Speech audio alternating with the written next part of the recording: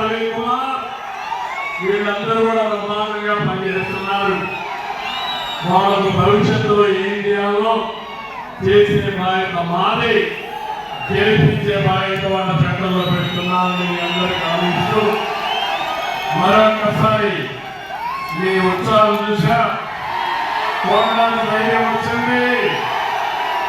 గెలుపు ఏమాత్రం అనుమానం లేదు. రామారెడ్డి అవతలవాడు మాయం పక్కి మారు వేషంతో వస్తాడు. పేదవాడిని చంపుతాడు, పేదల మనిషి అంటాడు, పేదవాళ్ళ రక్తం తాగుతాడు, పేదవాళ్ళని రక్షిస్తానంటున్నాడు. ఇతను రక్షకుడు కాదు, రక్షకుడు. అందుకే కోరుతున్నా అందరం కలుద్దాం. మళ్ళీ జూన్ 4వ తారీఖు దీపావళి వేడుకలు జరుపుకున్నాం. నరకాసురవాదం చేద్దాం. ఓకే తమ్ముళ్ళు, శభాష్. మిమ్మల్ని చూస్తే కడుపు నిండిపోయింది. ఎండలు కూడా బాగున్నాయి, ఇంకా మీటింగ్లు ఉన్నాయి.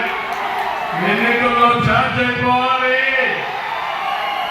వారం రోజులు కష్టపడండి,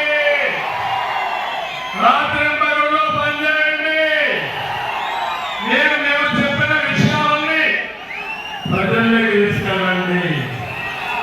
మన మేనిఫెస్టో ప్రజల్లోకంటే సైకోటు పుట్టుగతులు ఉండవు. ఆ విషయం మీరు గుర్తుపెట్టుకోవాలని కోరుకుంటూ అందరికీ నమస్కారాలు.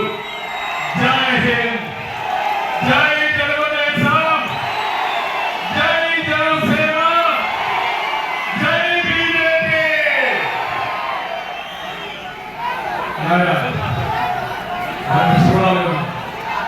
ఆడవాళ్ళు ముందు పెట్టి మగవాళ్ళు పని ఇప్పుడే మాగంట శ్రీనివాసరెడ్డి గారు చెప్తున్న లక్ష్మి గారి గెలుపుకు ఆవిడ భర్త కూడా బాగా కష్టపడుతున్నారంటే డాక్టర్ లలిత సాగర్ ఆయన బాధ్యత. ఒక ఆడబిడ్డ యుద్ధరంగంలో ఉన్నప్పుడు మగవాళ్ళు కానీ భర్తలు కానీ పూర్తిగా సహకరించాలి.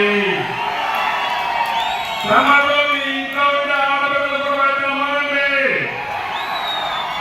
రోడ్డు ఎక్కించండి, ప్రజలను మెప్పించండి, సైకోని పంపించండి, రాష్ట్రాన్ని కాపాడండి. ఇదే నా సందేశం. అందరికీ నమస్కారాలు. జై హింద్.